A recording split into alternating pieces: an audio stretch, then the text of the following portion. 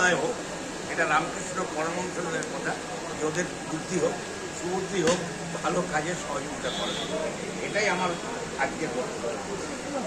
প্রশাসনকে না থামিয়ে আপনি শুভবুদ্ধি উদয়ের কথা বললেন, এইসব ক্ষেত্রে প্রশাসনের ধ্বস্ত হওয়া দরকার। না, প্রশাসনকে আমি ভার্বেলি জানিয়েছি, কিন্তু আমি 21 তারিখে আমি যাব নৈহাটি থানায়, আইসির কাছে আমি একটা এফআইআর করব। ব্যাপারটা যতক্ষণ না আইনগতভাবে আমরা সাহায্য না চাইছি, প্রশাসন এগিয়ে আসতে পারবে না। অর্থাৎ সেই জায়গায় প্রশাসনের সহযোগিতা তখনই পাবো যখন আমরা তাদের কাছে আমাদের অ্যাপিলটা করব।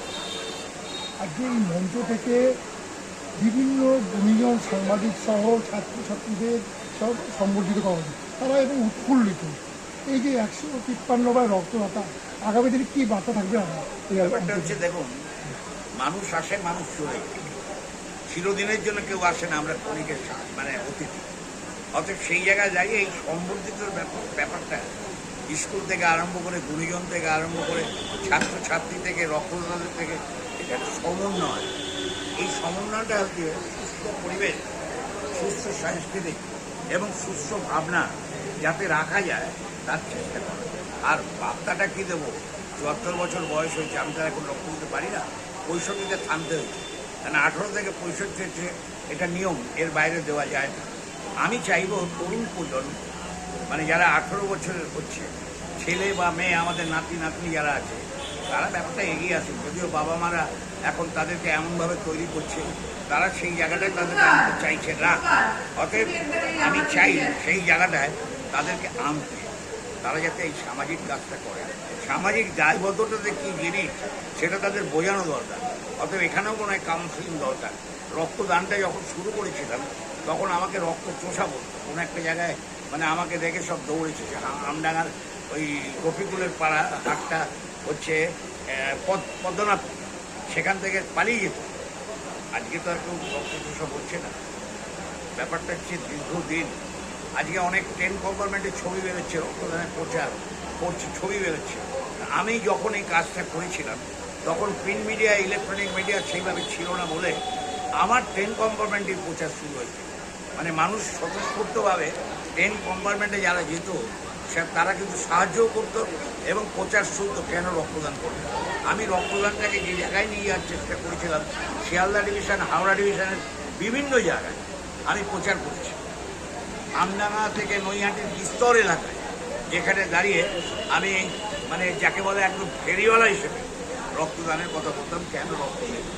আজকে আমাদের প্রচারে অনেক ক্লাব, অনেক সংগঠন একাধিক রক্তদান করছে। এটা আমাদের ক্ষেত্রে উৎফুল্ল হওয়া উচিত, কারণ আমরাই এটা চেয়েছি যে রক্তটাকে বিভিন্ন জায়গায় ছড়িয়ে দেওয়া, যাতে সবাই করেন, যাতে বলে ডিসেন্ট্রালাইজ।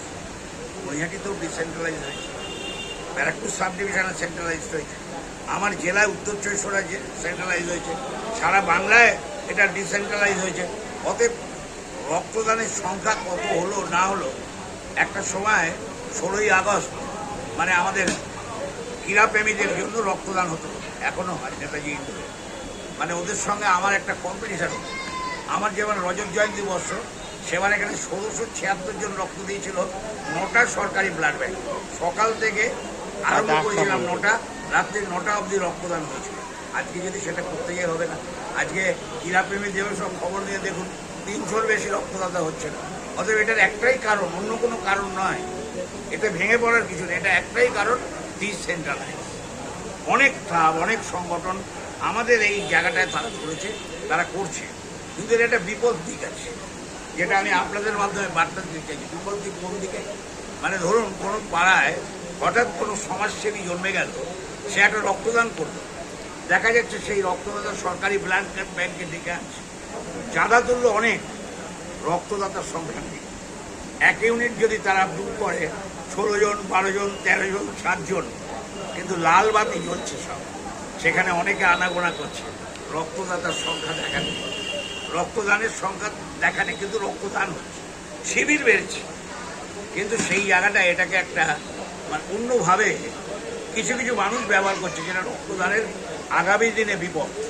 এই বিপদ থেকে যদি আমরা মুক্ত হতে চাই, তাহলে আমাদের আরও সচেতনতা দরকার, কাউন্সিলিং করা দরকার, এবং রক্তদান আন্দোলনে আমরা যারা আছি, আমরা সুব্রত পাশে থাকি, শুভেন্দু আমার পাশে দাঁড়িয়েছে, অপূর্ব ঘোষ একটার পরে আসবে, টি আশিস আসবে, যারা রক্তদান আন্দোলনের অরিজিনাল লোক, যাদের মধ্যে রাজনীতি নেই, যারা রাজনীতির বাইরে মানুষকে বাঁচানোর সংকল্প নিয়ে কাজ করছে।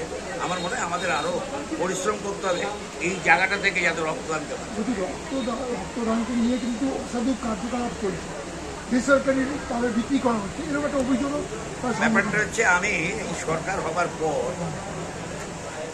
একেবারে 12 তারিখ, মানে সরকার হওয়ার পর 12 তারিখে আমি একটা চিঠি করেছি মাননীয় মুখ্যমন্ত্রী শুভেন্দু চক্রবর্তীকে, এবং সেই চিঠিটা স্বাস্থ্যমন্ত্রীকে দিয়েছি।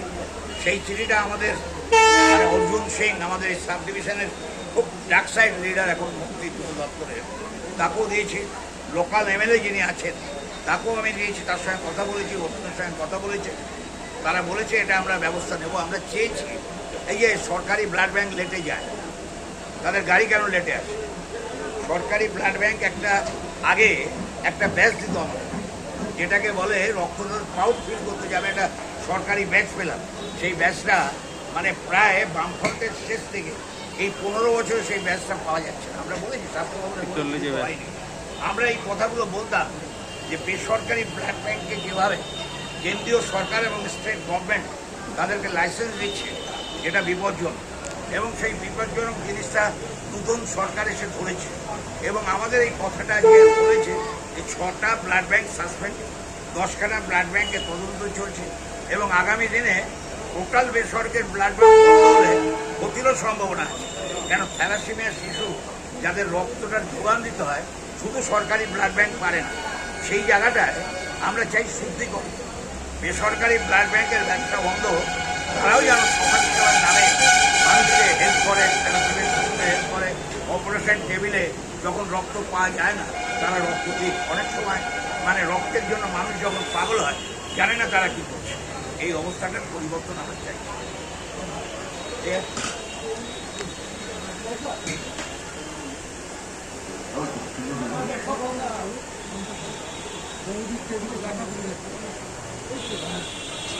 ঠিক আছে? একদম ঠিক আছে।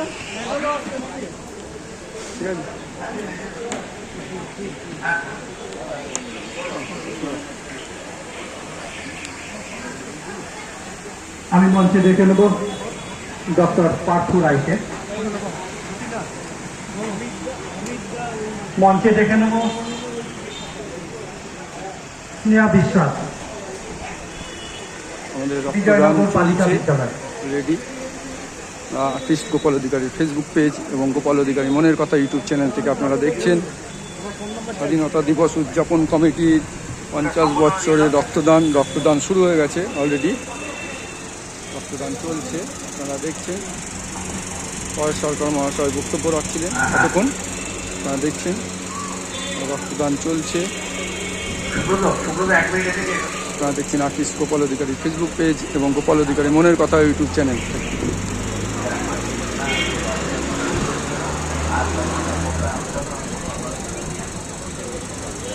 ম্যাডাম কোন ব্লাড ব্যাংক? সাংবাদিক বন্ধু যারা এসেছিলেন, যারা কভারেজ করলেন, একটু দয়া করে বসুন, চলে যাবে না, একটু দয়া করে বসুন। আমি দেখছি অনেকগুলো সোশ্যাল মিডিয়া এবং যারা দৈনিক পত্রিকা তারা অনেকে আছে, এবং এদের মাধ্যমে যারা আসেননি তারাও খবরটা পান। মানে বর্তমান বলুন, প্রতিদিন বলুন, আজকাল বলুন, আনন্দবাজার বলুন, যারা এখানে আসেন তারা কিন্তু সংস্থার মাধ্যমে মেডিকেল কলেজের মাধ্যমে ইয়ে হচ্ছে, রক্তদান দিচ্ছেন ওনারা। স্যারের নামটা বলুন স্যার, না আপনার নামটা বলুন। আমাদের ইউটিউব চ্যানেল গোপাল অধিকারী মনের কথা ইউটিউব চ্যানেল থেকে আমরা আসছি, আমরা ভিডিও করছি। আপনার নামটা বলুন স্যার। হ্যাঁ, শম্ভু স্যার। তো রক্তদান চলছে, দেখতে পাচ্ছি।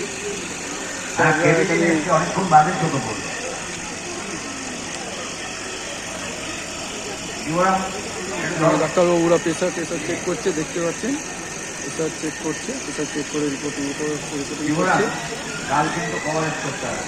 20 তারিখ গাড়ির গান্ধী জন্মদিন সকালে,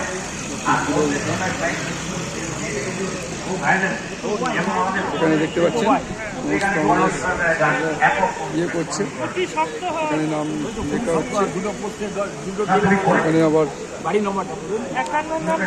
সংক্রান্ত সার্টিফিকেটও লেখা হচ্ছে, দেখতে পাচ্ছেন আপনারা। আমাদের ব্লাড ব্যাংকে মেডিকেল ক্যাম্পের মাধ্যমে চলছে, মেডিকেল ক্যাম্পের মাধ্যমে চলছে। দেখতে পাচ্ছেন সমস্ত দিচ্ছে, আমাদের জলের ব্যবস্থা। একটু ব্লাড দিয়েছেন? আচ্ছা আচ্ছা। দাদা দাদা কোথা থেকে আসছেন আপনার? আমি 24 পরগনা থেকে, বনগা। বনগা থেকে? হ্যাঁ।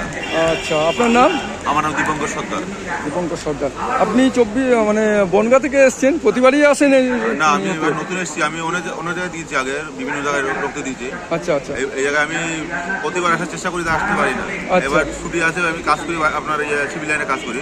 আচ্ছা, এবার ছুটি আছে বলে আমি আজকে আসতে পেরেছি। 50 বছরের ইয়েতে 50 বছরের সাক্ষী থাকলেন আপনি। আচ্ছা, ধন্যবাদ দাদাকে। ঠিক আছে।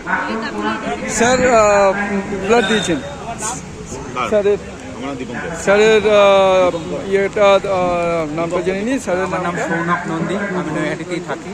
হ্যাঁ। যেখানে পরেশ কাকু রক্তদান প্রত্যেক বছরই করেন, তো এখানে এবারে 50 বছর। পরেশ কাকু তো নিজেও তো প্রায় 153-150 বারের ওপরে 153 বারের রক্তদাতা উনি। তো এখানে ফার্স্ট টাইম আমি দিচ্ছি, অন্য জায়গাতে অনেকবারই রক্ত দিয়েছি, ফার্স্ট টাইম আমি দিচ্ছি। এখানে খুব ভালো লাগলো আমার, আর রক্ত দিতে তো ভালোই লাগে, আর স্পেশালি এরকম একটা জায়গা যেখানে 50 বছর। রক্তদান এমন দান যে দান মানে অন্যের জীবন বাঁচায়, এর থেকে মহৎ দান হয় না। থেকে বড় কথা আমি একটা জিনিস বলবো, যে মানুষ যে ভয় পায় যে রক্ত দিলে শরীরে কিছু ক্ষতি হবে, আমি বলবো একবার রক্ত দিয়ে দেখুন, যে রসগোল্লা খেয়েছে সে রসগোল্লার স্বাদ জানবে, শুনে সেটা কিন্তু বুঝতে পারবে না। রক্ত দিলে আপনার শরীর অনেক হালকা থাকবে, আর সবথেকে বড় কথা, শরীরে যে কোনো জিনিস আপনার ডিটক্সিফাই অনেক তাড়াতাড়ি হবে। রক্ত খুব শীঘ্রই তৈরি হয়, চিন্তা করবেন না। যেহেতু নতুন রক্ত হচ্ছে, সেই রক্তের জোরটাও অটোমেটিক সমস্ত অর্গান পাবে আমাদের, এই ব্যাপারটাই তো মানুষকে বোঝানো। ডাক্তারবাবুরা আছেন, ওনারা নিজেরা আপনার প্রেশার, আপনার সুগার টুগার সমস্ত কিছু টেস্ট করে জিজ্ঞেস করেই কিন্তু সমস্ত কিছু হবে। সুতরাং কোনো কিছুতে ভয় পাবেন না, সকলেই চলে আসুন যারাই পারবেন। ধন্যবাদ দাদাকে, ধন্যবাদ। ম্যাডাম আপনি রক্ত দিয়েছেন?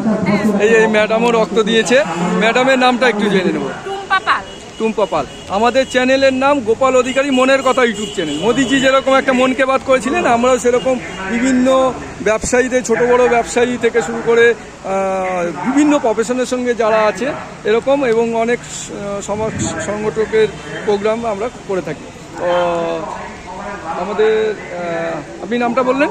টুম্পা পাল। কোথা থেকে আসছেন ম্যাডাম? আমি ভাটপাড়া থেকে। ভাটপাড়া থেকে। আপনি এইবার কি আমাদের এখানে প্রথমবার? প্রথমবার। রক্ত দিয়ে কেমন লাগছে? রক্ত দিয়ে খুবই ভালো লাগছে, এখানকার পরিষেবাটা খুব ভালোই পেলাম। 50 বছর উপলক্ষে সাক্ষী। 50 বছরের সাক্ষী, এটা হচ্ছে ইতিহাসের সাক্ষী।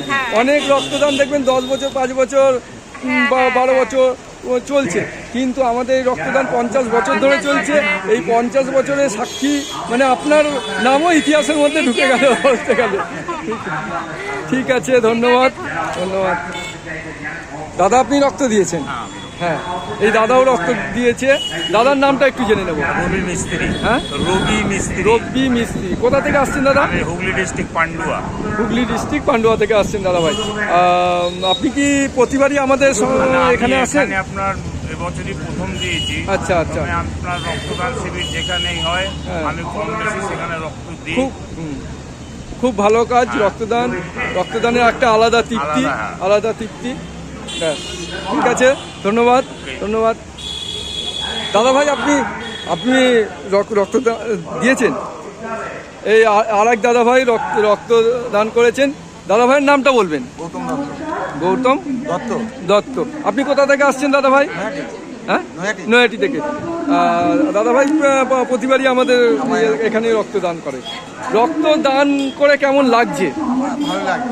হ্যাঁ, ভালো লাগছে এবং ভালো লাগে। আমি বছরে একবার রক্ত দিই এখানেই। তো একটু যারা রক্ত দিতে ভয় পায় বা ইয়ে, তাদের জন্য একটু ছোট করে মেসেজ দিন যে রক্তদাতা যারা ভয় পান তাদের কোনো ভয়ের ব্যাপার নেই। হ্যাঁ। রক্ত দেওয়া ভালো, বছরে একবার রক্ত দেওয়া ভালো, কোনো অসুবিধা নেই।